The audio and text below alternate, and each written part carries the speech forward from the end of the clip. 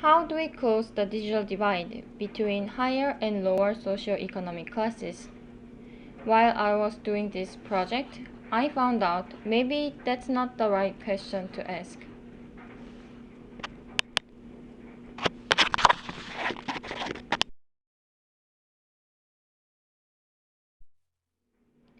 First, let's see why digital literacy is important. According to Henry Jenkins, the professor of University of South California, Internet gives us power because we can express what we want and spread the word to be heard on the Internet. This way, everyone has power of voice. Also, James G., professor of Arizona State University, claims that Internet is a free learning space where novice and experts exchange their knowledge and learn from each other. So, Internet gives people options that are not easy to get in the physical world, like expensive college education, and therefore makes the world more equal. These professors suggest many others say that divide in digital literacy habits is wide between the socio-economic classes in the United States, so internet isn't making it quite equal for everyone yet.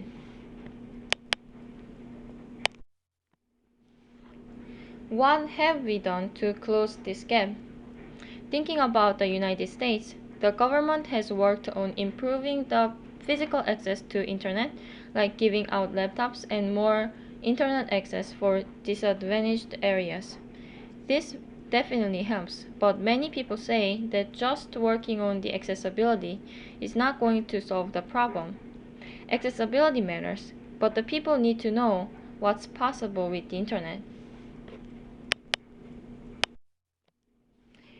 These professors observed two neighborhoods that were far apart in socioeconomic classes, the Badlands and Gentile neighborhood in Philadelphia. They updated the library with new computers, high-speed internet, and encouraged the parents to take the kids to use them. What they found was, in the library, the parents from the rich neighborhood guided the kids and showed them how to use internet for learning.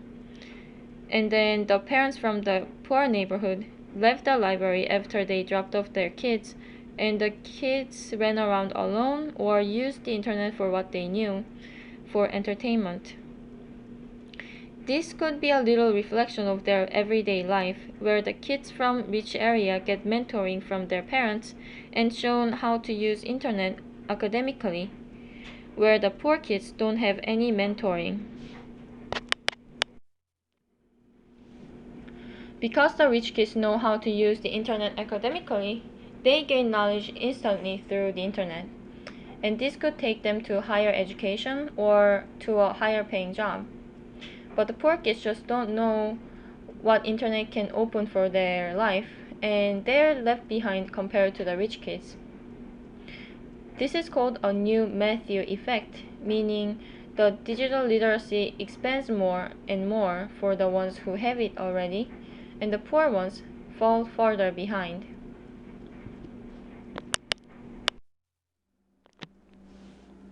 Then, how do we show the kids what's possible?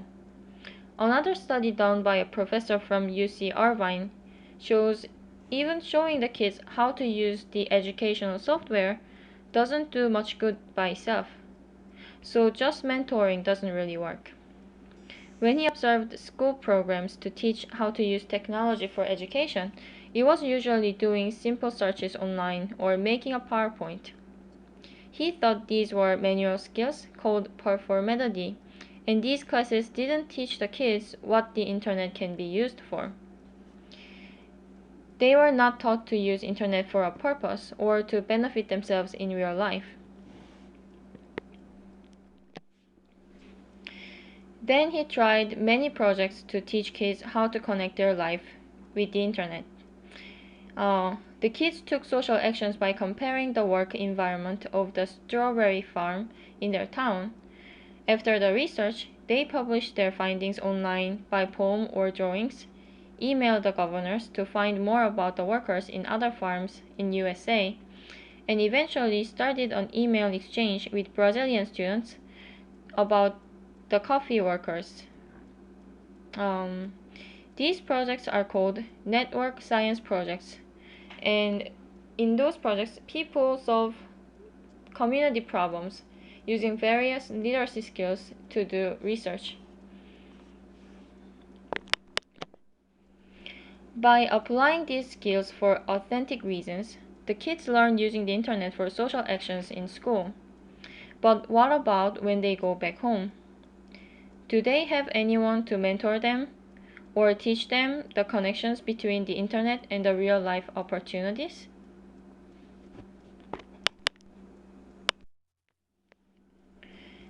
If we want the parents to mentor kids, first the parents need to know the connection between the internet and the real life opportunities. Researchers from Harvard School of Public Health try to teach parents digital literacy to find healthy information for their benefits. For a year-long period, they provided an access to the internet, a laptop, mandatory monthly training online, and free 24/7 tech support on the phone for guiding the parents. This was to find out what hinders them from learning digital literacy.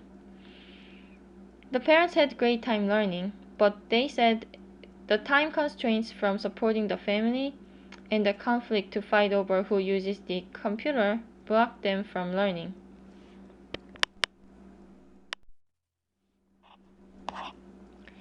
Let's think about time.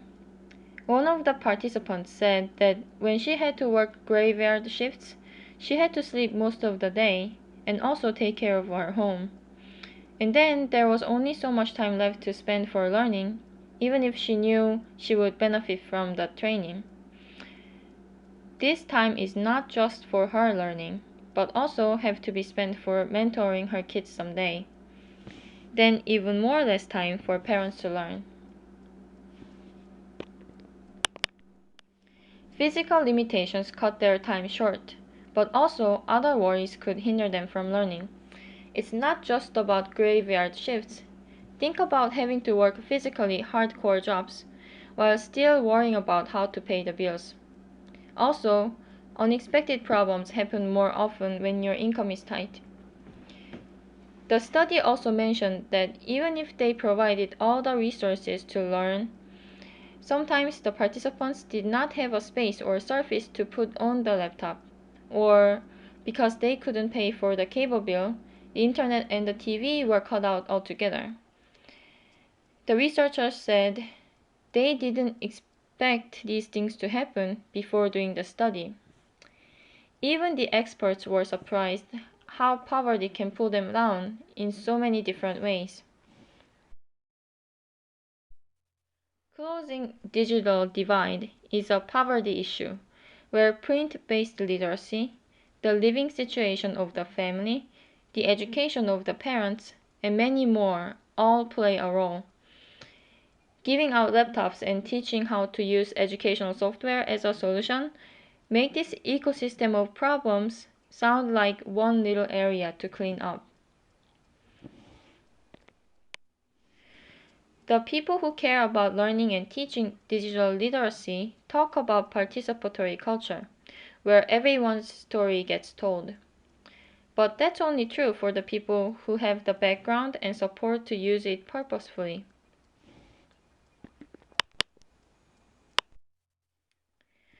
We have to acknowledge that we live in an unequal society in the United States.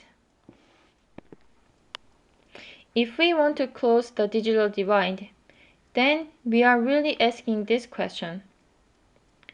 How do we solve the entire question of inequality between the rich and the poor?